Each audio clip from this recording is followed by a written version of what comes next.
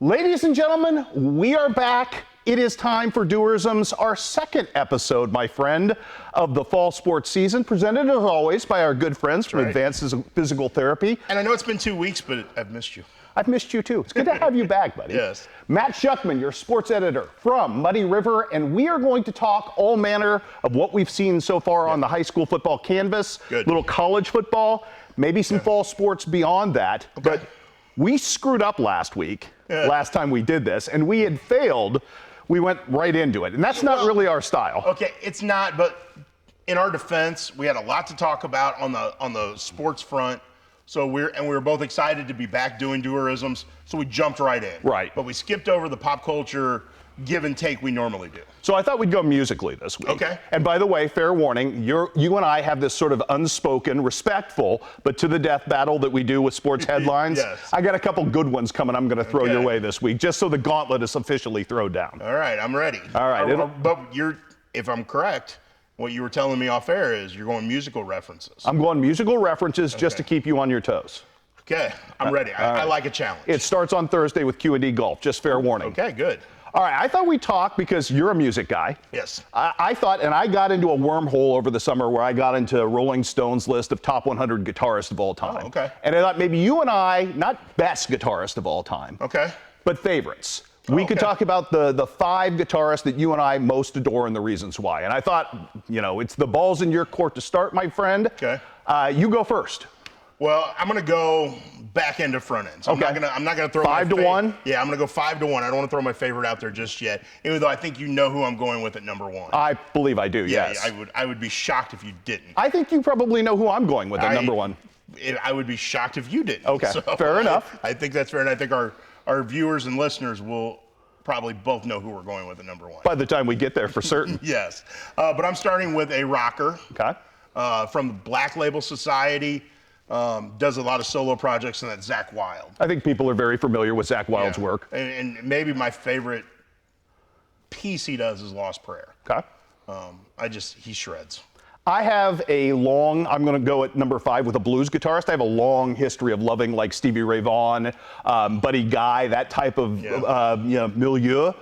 For me, my favorite of that group, Robert Cray, who had himself a hit single actually on the pop charts in the 80s off the Strong Persuader album, with Smoking Gun. And he's a guy that I got to see in person. And obviously, Robert Cray blessed with a very good singing voice on top of everything else. But the thing that makes it neat, Matt, is when he solos, and he solos in every single song he does, he sings the solo while he plays it. I was sitting at the front row in the Municipal Auditorium in Sacramento and watched this man do this for almost 2 hours. And it was mind-blowing just how talented he is. So Robert Cray is my number 5. My number 4 comes from one of my favorite bands. Not my favorite band of all time, but it might be my second favorite. Okay. I saw them in concert before anybody knew who they were, and that was Shinedown.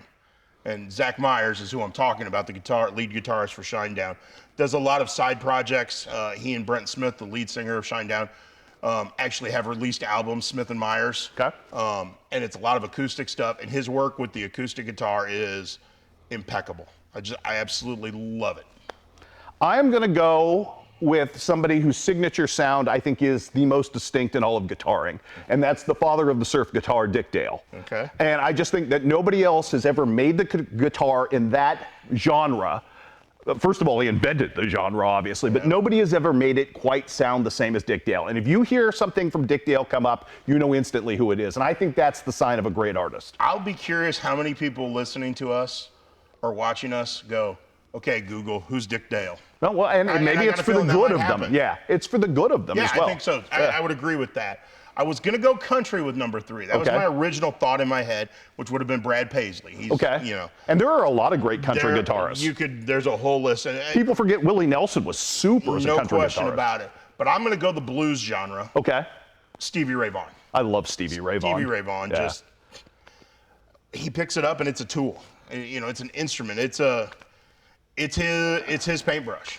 There are a lot of really hard rock guitarists I like, and this is probably going to be the only one I throw in the list. But I told you going up through college, I was a huge The Cult guy. Right. Billy Duffy is amazing. I love Slash from Guns N' Roses.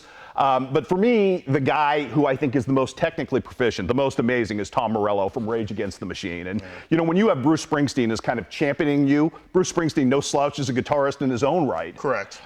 Morello with both Rage Against the Machine, The Night Watchman, I mean, he just makes the guitar sound different. Yeah. And, you know, to be able to do that and kind of incorporate hard rock vibes into some of that almost rap culturist stuff that Rage Against the Machine was doing with Zach De La Rocca on vocals, always hit me in the right spots. You happen to drop the name of my number 2 guy. Okay. And if you were high school, college age in the late 80s, the moment you hear this riff at the start of the song, you know who it is, and you're probably going to start singing along. And that would be Sweet Child of Mine by Guns N' Roses, Slash. And he, you know, you and I have often talked about this. I mean, you know, he's one guitarist on Appetite for Destruction. He's another guitarist on Use Your Illusions. It's just, he's very, very versatile in what he's able to do. And I love the fact that here's this guy with hair that you can't see his face, wearing the top hat and everything. And now that we're into the 2020s, he's in commercials, and you see his personality more than you did back then. Back then it was cigarette hanging out of the mouth, you know, grinding on the guitar, and that's killing. That's all you knew of Slash. Now you're starting to see more personality as time has gone on. Where were you when Guns N' Roses went elsewhere? Was it ever the same for you, like with Buckethead or anybody else who was the guitarist? Did that ever jive? Okay. No. So it had to be Slash. It had to be Slash. Yeah, I kind of agree with you on that front. Again, there are certain bands that, you know, you've seen them change. I was a huge Sammy Hagar fan, so when Van Halen went to Sammy as the lead singer over David Lee Roth, I was still fine with that. Okay. After that, then it just went to hell. Yeah. But, you know, there are certain bands you just can't replace certain people.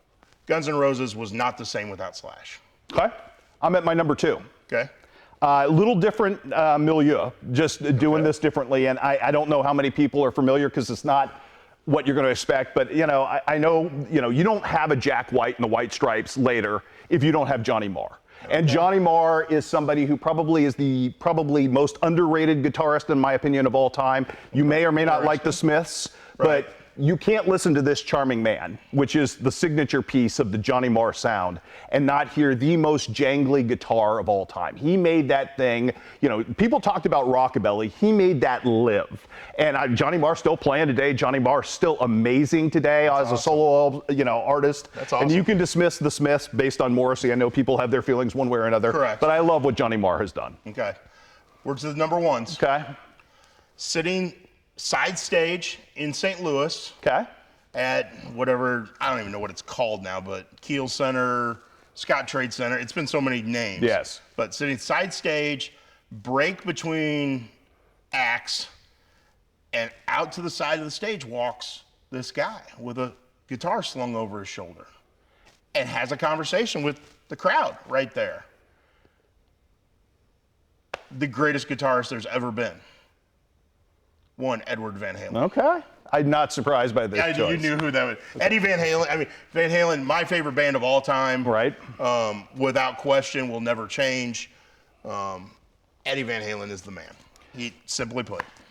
I will not argue with Eddie Van Halen's greatness. I think he belongs in that conversation with the Eric Claptons and the Jeff Becks of the world as the greatest, and obviously, you know, the legend himself, Jimi Hendrix. Yeah. He belongs, and Jimmy Page, he belongs in that conversation. My guy's a little different. Do you want to take a guess?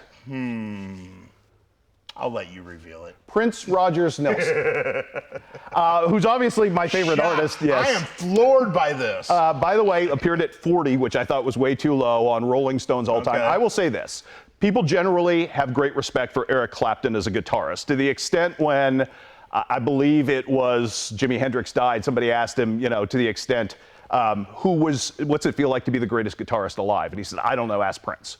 And if you ever saw that Rock and Roll Hall of Fame performance of While My Guitar Gently Weeps, where there are some of the great guitarists of all time on that stage, Jeff Lynne comes to mind off the top of my head. At the end, Prince solos last. And because nobody could follow Prince after that. That's the one where he throws the guitar into the air. It never reappears. He's wearing that awesome red fedora. Dude, I mean, for everything else he does. Okay. And I know it's not a song you think of when you think greatest guitar solos of all time. Yeah. But Purple Rain, the guitar solo at the end of that is just insane. So yes. And for those of you out there who don't quite understand this man's obsession with Prince, it is an obsession. It is. It's a long-standing one to the point where I actually visited Paisley Park and paid my respects like some kind of religious pilgrimage a couple of years back. So yes, yeah. But hey, saw Purple Rain in 1984, and I was in ever since. So good musical conversation. Yes. Good offerings. If you haven't heard of any of these folks, well worth your time through Apple Music or streaming to check out a lot of their work. Think of all the ones we didn't mention. There are hundreds. Yeah. Crazy. Let's get into some football, my man. Okay, let's do it. Your week one takeaway, first and foremost, I know you were over at Flynn Memorial Stadium. First of all, I've got to ask you the subset question before I get to the big question. Sure. Quincy Notre Dame's going to be okay, aren't they? I think so. Their schedule is the problem. Yeah. I think what we saw from them, I thought Noah Lunt played well. I thought defensively we saw some signs of what they could do in minuscule spots. I mean, obviously Quincy High's offense is loaded, so it's hard to judge their defense on that. Their running game's a concern. Notre Dame's, they're going to have to be able to run the ball better to win games. But I think their schedule is the biggest bugaboo that they face. This week they're going to Richmond Burton. Next week at home for Muhammad Seymour. Later in the year they've got Decatur St. Teresa, defending Class 2A state champion. And then looking at this week's media rankings from the Missouri side, Father Tolton and Lift for Life are both getting votes in the Class 2 poll in Missouri, both in the top 10. So it's like, okay, how good are those teams? Now, we don't know. It's week one. Right. But those are two teams you got to play, and where are you going to find 5 wins? Now you're looking at a whole bunch of ranked teams on your schedule. So I don't know. I think they'll be okay. I think they'll get to 5, but they're going to have to knock somebody off that people go, ooh, that's a really good win. Okay. I mention this only because I think Quincy High, what they did last week, is the first of a lot of times they're going to do that to a lot of people. Is that a fair assessment? I think so too. I think there are still concerns with Quincy High School. I don't think it's okay, they won 55-12. Their offense is loaded. Good enough. They're gonna blow people out as the year goes on. Good enough.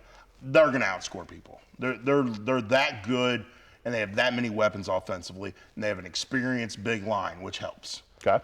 They did not get a lot of pressure on Lunt. So I think that's the one thing on the defensive side that you got to look at and go, where does this team need to get better at after week one? The ability to apply edge pressure and break down the pocket. Yeah. Okay. So I think they have to be a bigger presence in the offensive backfield from a defensive line standpoint to make things happen. They've got linebackers that can move. They've got secondary that's pretty good. They didn't get a lot of pressure on Lunt. Now, is that a credit to Notre Dame's offensive line? I think part of it. You've got some experienced kids up there. And they did a good job of stopping the run. They just didn't get a lot of pressure on Lunt. And again, defensive pressure in the pocket is what Quincy High right now, to me, is the one thing. And then talking to the coaches afterward, that was one of the first things they brought up. Okay. They didn't get a lot of defensive pressure in the pocket. That has to change. Okay, let's talk about this little subset of that game as well, because when I came back from Chatham-Glenwood watching the 7-on-7, the guy that stuck out to me was Rico Clay and what he was able to do. He's a difference maker for them in that secondary, is he not? Oh, dude, would you like to have a 6'2" or 6'3" cornerback with that kind of length who can read the game? Like the first interception, the one he returned for the touchdown, he read the hips, he read the route, jumped the route, took it to the house. I mean, he understands the game, which for his first career start as a junior, you wonder, is he going to miss a few little things? How does he read the game? He reads the game really well. And then you throw on top of it his athleticism and his length. Right. Man, any team would love to have a 6'3" cornerback. It seems like the embarrassment of riches at Quincy High School is obviously pretty special this year. It is. From your standpoint, scheduling spots that you are concerned about in the future that are testers for Quincy High? Well, I think week 4. Okay. Moline comes here. Moline, I thought, beating Glenbard West 17-12, I believe was final score, week 1. Made you go, okay, Moline's not as depleted as some people may have suggested. I don't know if Sterling's as good. They had lost a lot too, and I think people thought, well, they're just going to reload. I don't know if they've reloaded as much, but that's a road trip, October 6th. That's a long haul. And if Sterling gets better between now and then, which you expect to have happen, maybe Quincy High gets tested a little more than maybe we're expecting after week one results. Those would be the 2 games remaining on the schedule that you said. Geneseo blasted the Little Sisters of the Poor, whoever they played. Geneseo's good. Don't get me wrong. Geneseo, they're senior loaded. They're a playoff team. So they're good. But I don't know if they're quite at the same level as like a Moline. So I think week 4 could decide the conference title.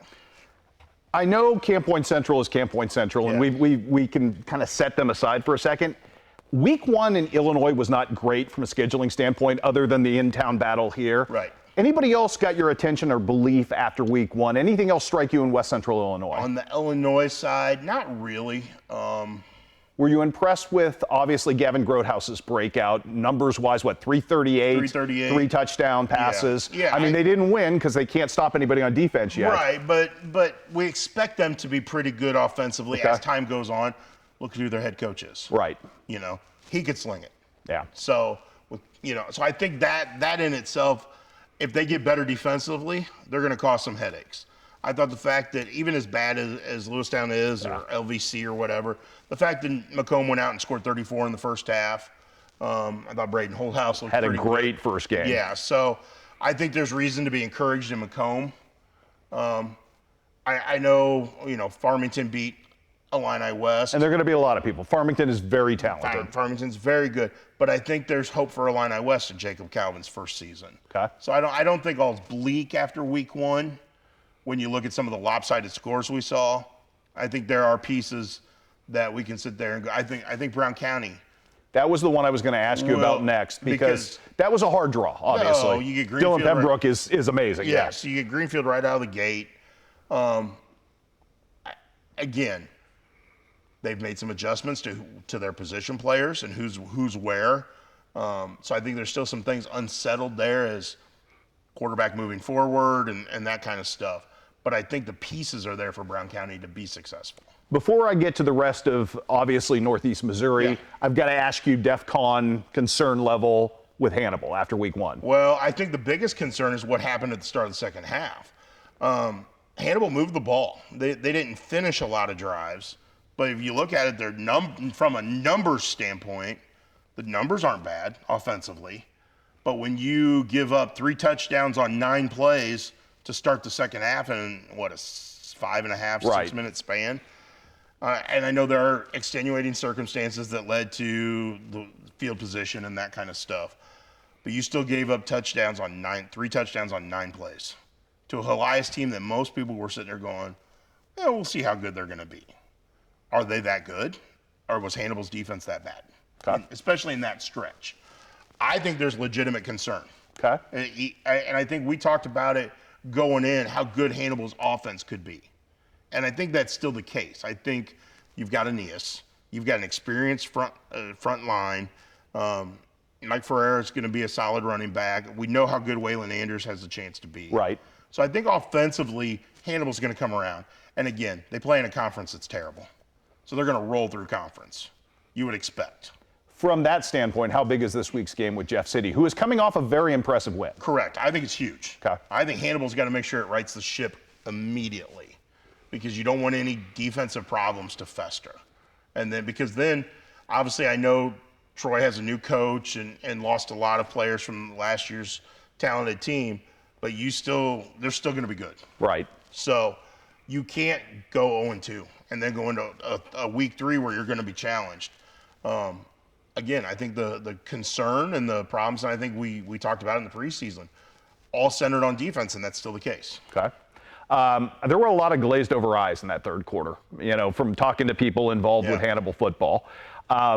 Some of that isn't talent. Some of that is being in a situation where you haven't been punched in the mouth before. Correct. And I think that's something that is correctable. But sometimes you gotta be at the back end of that Mike Tyson punch to know that you had a plan and now you got to figure it out. So that's kind of where Hannibal is. I expect a better performance this week from Hannibal based on that. Based on, I think kids weren't ready to get punched in the mouth. I think had Quincy High gotten punched in the mouth by Notre Dame, it's the same thing. There's high expectations. We're pretty good. We think we're pretty good. So you go in there with an air of confidence, a little bit of swagger. Then you get drop kicked. And it's like, oh, how do we react to this? Well, Hannibal didn't react very well to getting drop kicked, at least in the third quarter. How are you going to react now? Because you not only got drop kicked, you got tapped out. You kind of did. You got running clocked. Yeah. Hadn't happened since the season opener against Elias in 2019. Huh? Interesting spot for the Hannibal Pirates at home this week. All right, I'm going to give you your choice of South Shelby, Highland, Clark County, Monroe City, obviously. Those teams. Of those, which ones were the most impressive in week 1? And I'll go in order because I'm going to put Clark County 4 just because I didn't pay enough attention to how they won that game. Monroe 3. Okay. Highland 2, South Shelby 1. Highland a surprise? Yes. Okay. We knew that Braden Logston could do some things out of the backfield. We knew Alex Onen could do some things out of the backfield. Brady Campen, I didn't realize the kind of speed he had. For his size, because he doesn't look like a burner. Right. So that impressed me. Okay. The fact that they fell behind and battled back impressed me. I think they're going to be better than a lot of people think. I think if they win this week and Monroe wins this week, then it's a week 3 CCC opener. Both would be 2-0. I think that there's going to be a lot of intrigue added to that game because of that. We saw Monroe City start really strong at Mark Twain, and then kind of the young guy thing kind of kicked in, and maybe you got disinterested. Maybe you didn't have the necessary focus in the second half. That's a team, though, that I think long range with the pieces they've got. And obviously, Quincy Mayfield had a monster game offensively, which just goes to pair him with what he's done already at linebacker in his career this early. They've got a lot of nice pieces. They do. It seems like that Smizer thing. Obviously, we talked a lot about Trey, but Abram finding a nice role for himself. There's a lot of new working for David Kirby. Well, I mean, you got to go back to this is a young team. Yeah. You know, okay, so you got up. Did you put it on cruise control? What was the sideline chat? I haven't had a chance to talk to David Kirby this week, but what was the sideline like? Was it a lot of kids going, hey, we got this in the bag? Or were they still focused and locked in? So I got a feeling there was some of both, but I think some of that youth, there's going to need a maturity factor that will come with figuring out how to win. Not just winning, how to win and how to keep the foot on the pedal the whole time. There were a lot of new quarterbacks that got starts this week, and obviously, I think a lot of them answered those questions very positively. Whether, it was Jace Eskew at Bowling Green, maybe most impressively of all, Chase Mollering at South Shelby. I agree. Chase is on the case, to quote from Banks' favorite show, The Paw Patrol. You saw the video of him. You saw some of the plays that he made. You saw the fact that he is dynamically mobile. That was the piece that was supposed to be the question mark. That and the ability to cover people at the defensive back end. Especially when you lose a quarterback who threw for 5,000 yards and 50 touchdowns. I mean, you don't just go, oh, we got the next guy. There's going to be a question mark there. Is Chase Mollering going to throw for 5,000 yards and 50 touchdowns? No, he's not going to be Trey Countryman. But he's a very good piece to that puzzle, especially when you've got a Kendall Hammond you can hand the ball to, when you've got the speed of a Cameron Wiseman. And you could go up and down. They have a lot of pieces. They do. And the thing is that I think that I really liked about it is it's the easiest thing in the world to keep putting the ball in Cameron Wiseman's hands. Yeah. But you saw Preston Nelson make great plays. Correct. You saw Owen Steve make great plays this week. I think that there is an ability when teams get too concentrated defensively on the big pieces that South Shelby is going to be able to beat you elsewhere. And also the other takeaway from that game is Kendall Hammond was a monster at linebacker. 4 tackles for loss, but they weren't just tackles for loss, man. They were highlight tackles for loss. Correct. And again, we can go back to what he does offensively, and you can get lost in the way he runs the ball. And we know the legacy of South Shelby linebackers. Right.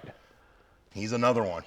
I mean, his quickness, his ability to get through the hole, to get to the running back, to get to the ball carrier, impressed me as much as anything. Anything else stand out to you on any front in week number 1?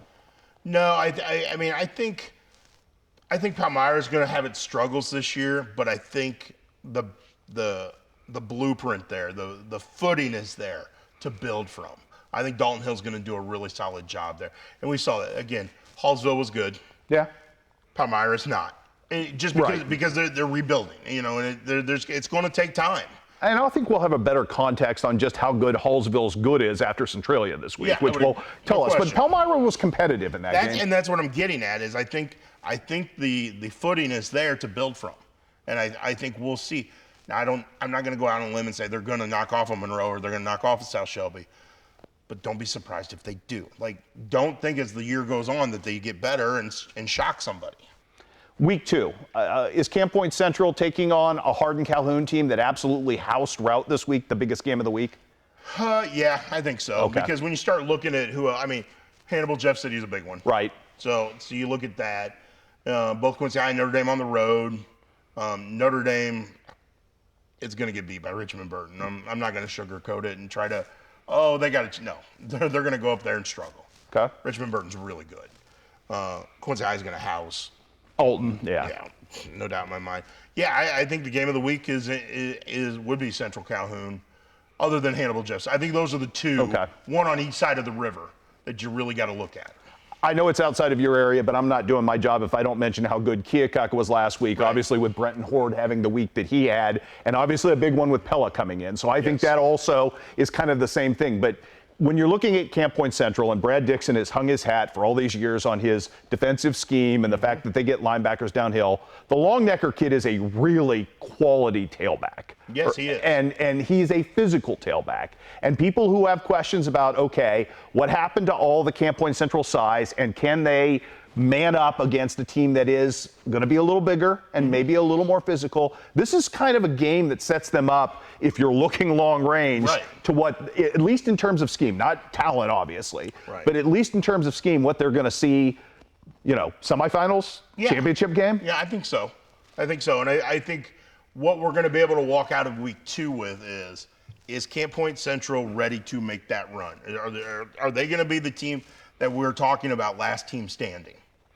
Right now, we're all kind of thinking that, but we need to see it. Like, last week wasn't a challenge. They were up 40-0 at halftime. That wasn't a challenge. That didn't tell us enough, especially since they have so many different faces in there, because they did have some graduation losses. Now, I still think they're very good, especially with the guys coming back. When you talk about a Nick Moore and a Drew Pabin and a Reese Wilkie, and I still think they're a team that we're talking about potentially being in Champaign. They handle business this week, then I think we're definitely talking about that. College football got underway with week 0 with Culver Stockton and the weird goings on with the quarterback ejection last week. Crazy. We get Quincy University, we get Western Illinois sauntering in this weekend. Quincy University on Thursday night, first of 5 home games. Yes. This is probably 5 straight home games. 8 overall in an 11-game schedule. That's amazing. That's great schedule making. Yeah. Obviously, Gary Bass is under some fire, and we can't sugarcoat that either. No. It comes down to quarterback play and the offense being lively, does it not? It does, and the scheme is still going to be the same. You still got the same offensive coordinator, different starting quarterback. They've brought in a transfer from Northern Michigan, Drake Davis, who won the battle in the preseason to be the starter. He's a graduate transfer, so he's only here 1 year. But he's going to be your starter. Can he engineer the offense to put up some numbers? The scheme they're going to run is going to give them a chance to score and put up some numbers. Will he limit the mistakes? That was the problem in the past. We saw they set records with passing yardage and scoring the last couple of years. That's to turn the ball over a whole heck of a lot. They were wildly erratic. Yeah, and so that has to change. For this team to be wildly successful, that has to change, and that's. Right now, I hate to put it on one person, but that's on Drake Davis. He's in charge of that offense now when he steps on the field. Obviously, the defense is almost back in total, other than Peyton Chappell, who special player, obviously. Very, very, very much so, but I think be ready to talk about a guy we've seen a lot over the years in Peyton Plunkett. He's the linchpin this year. He's the guy that everybody's going, ooh, wow, he really is getting it done. Because all throughout preseason, he's the guy that has gotten it done. I think he's ready for a special year. And there are leadership qualities there that I think amplified just beyond what he does as a football player. No question about it. And another guy I'm looking forward to seeing is Jackson Cannell. Okay. I think he's... Year number 75 there? Yes. On the Jeff Lebo plan. Yes, and if we put him on the tailgate next to me on the truck and he started talking, you would think Bill Cannell was sitting there. But that's... But I think linebackers the strength of that defense. Right. How are they going to be up front? And that's been the case for however many years. Is can Quincy University be good up front? And if they're not, they're going to struggle. Heck of a soccer match last night in America's hometown. Yes, very much so. And I think that, if Eric Hill told you that he had the better of the offensive play, I don't think he's lying. No. The back end of that Quincy Notre Dame defense, and in particular Max Frericks. Yeah. Max Frericks is a really elite keeper. There's a reason he's getting Division I looks as a goalkeeper. He's got length, he's got quickness, he's got that intangible ability to twist his body to get in the right spot to make a save. His leadership has gotten better. His communication has gotten better. His vocal ability in the back has gotten better. That's also part of why he's good. Greg Reese finds a way to take guys and put them in front of him and make it work. I mean, remember last year he took Jake Hoyt from a forward to a defender, and it worked. So defensively, they're fine. They got to get better offensively. Obviously, Leo Can up front is a finisher, but they've got to create more. They only created 2 shots against Hannibal. Hannibal had 17 shots. A lot of that's Bodie Rollins, a guy you had on the back of your truck with you. Really good. He's a special talent. No question about it. That junior class at Hannibal is a special group. Not to take anything away from Thomas James and Colton Dryden, the 2 seniors. Right. But that junior class is pretty special. It makes me sit there and go, okay, they didn't win that game, but they played really well. Is this the year Hannibal wins a district? Is this the group that gets them to that level? The only problem with that is they are mired in the toughest district in the state of Missouri. I know. The champion always comes out of that district, and maybe that bodes well for Hannibal. Maybe I don't know. I don't know. But I like this group. I liked what they've done. I enjoyed, talking with Bodie during the preseason. Right. Cooper Scott's a good player. The Clayton Nyson. I don't think they miss a beaten goal with him in there. We're talking about, you graduated one of the best goalies in program history. Right. And Clayton, I think, is playing really at a high level. I think there's a lot of success ahead for Hannibal. Sure, that would have been a signature win to finally beat Notre Dame. And I know there was some thought process going in that this could be the year. They played them. They outplayed them.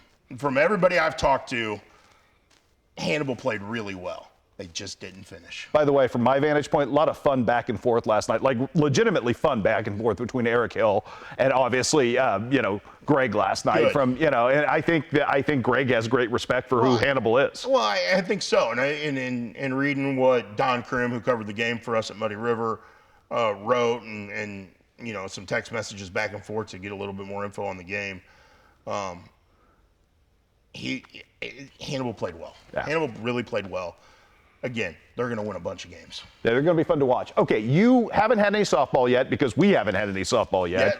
Yeah, last 2 days were the first 2 that we really saw anybody play because of weather. Right, and it's been ridiculous. Yeah. We did have a little bit of golf, obviously, and you spent a lot of time volleyball watching. Yeah. Just some of your takes as we leave here today that maybe stuck out to you outside the football realm that kind of have struck you. I think. Obviously, Quincy Notre Dame played very well at the early bird tournament. Quincy Notre Dame 7-0 to start the season on volleyball.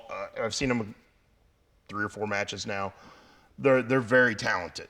Annie Eaton's a tremendous setter. Their back row is really good at serve, receive, and passing. The step up of Miss Breckenkamp has been huge. To me, that's one of the biggest things there. She's huge in the middle. I think Quincy High's better than people give them credit for, and they're making improvements. I saw some things out of them. If they get better at serve receive, they're going to be a handful. They're pretty good at the net. Ayanna Douglas is really good at the net. And it seems like she's been there forever now, too. Yeah. Kaylee Summers. I think one thing I saw out of her is if she gets her footwork a little better, because she can swing it. Yeah.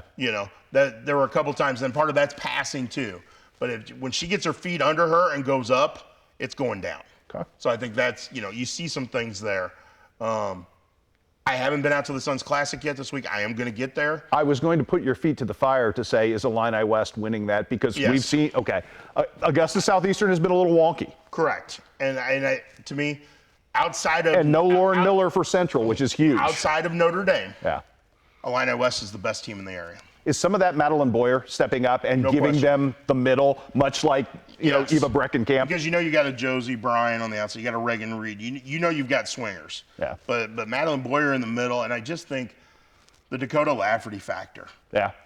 Those kids love playing for her, and she brings a different energy to that team and a different vibe, and you just see the way they bounce on the floor. There's just so much energy when Illini West plays. What are you working on for Muddy River? What can we expect in the near time? I know you're working on some kind of Quincy High soccer special project. So you're going to see some of that here dropping starting this week. I had a column this week about what we're doing. This is the 50th season in Quincy High School soccer history. So 1974 was the first season. This is the 50th. To commemorate that, we're doing the all-time starting 11. Okay. I've talked to players, past players, coaches, some media members. I've gotten some opinions, and I put together a starting 11. Okay. Now, I know I've gotten a couple people said, well, you got to have the coaches. No, the coaches don't, they gave their input, but this is our starting 11. Okay. If you don't like it, give me yours. There you go. Even if you do like it, give me yours. Yeah. Because I may look at it differently than you do. So if you have an opinion, give me your starting 11. So, and I've already gotten some. That's the cool thing. We put out what we were doing, and immediately I got some messages. Well, here's who I'd put as my starting 11, which was great. I love that. I love that. And we're going to do something with those people's starting 11. If they're willing to put their name behind it and say, here's my starting 11, at the end of this, we'll publish that and say, here's who they think should be in the starting 11. I mean, because I love that. I love the debate. I love the give and take. I'm not saying this is perfect. I'm not saying this is the right answer. This is because you may have a different opinion. Matt Longo may have a different opinion. But here's the thing. Johnny Smith, who sat in the stands for 30 years as a fan, has a different opinion. And that's great. I love that. But to have those opinions and to have the debate, you got to have a starting point. We're giving you the starting point. Well, and the starting point here is pretty high because I've only been here since '95, and I've seen some incredible Blue Devil players. Just from that point forward, I can't even imagine going to the back end. Some of the names that I've heard, some of the people who went on to success in college while I was still covering the high school level. Right. I mean, there have been some great soccer players out of that program. No question. At every level of that program. No question about it. And there's the fun part about this is you think of one guy and you put a list together, and you think, okay, here's the defenders I'm going to choose from. And then you talk to somebody and they go, well, did you think about him? Right. And then you go, oh, I didn't. And because maybe it's somebody that, again, we're talking 50 years worth of players. You're going to forget somebody if you're making a list. Well, and I'm not And a saying, lot of deserving guys are going to get left off. Yeah, I mean, the second team could be as good as the first 11. You have that to go through. I just think it's going to be a fun debate, and I hope people take it that way. Make it a fun debate. Enjoy this. Come up with your own, Hey, did you think about this guy? Did you, have fun with it. Celebrate the history of this soccer program. That's what this is. This isn't trying to upset somebody because we didn't put them in the starting 11. This is trying to celebrate the history of Quincy High soccer, and I hope people take it that way. Well, I'm going to take it that way in 2 weeks when you come back because I think we can have some fun with that as well. Yeah, because we'll have several of those.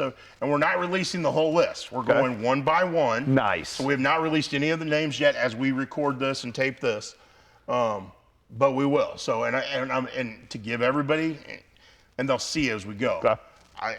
We went with a 3-4-3 formation. 3 forwards, 4 midfielders, 3 defenders, Makes sense. and a goalkeeper. Yeah. And we're going to start with forwards. Okay. So we're going to work from front back in the way we release them on our website.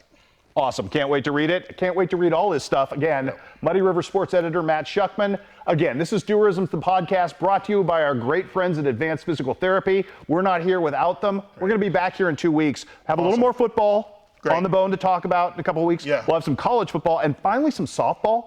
Yeah, they're playing. Yeah, I saw Canton yesterday for the first time, and obviously Miss Holtz is healthy because she threw well yesterday, which was one of the biggest questions of the preseason. It sounds like we're going to have a little more heat, so who knows what's going to happen next fingers crossed that we don't at this point. Exactly.